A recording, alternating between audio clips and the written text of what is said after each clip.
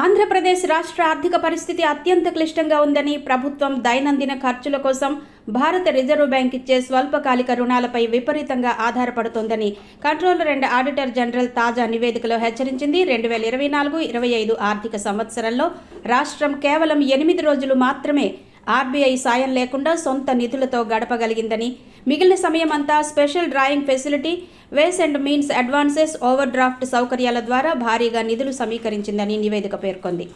రాష్ట్ర ఆదాయం అంచనాల కంటే గణనీయంగా తగ్గడం ఆందోళన కలిగిస్తోంది.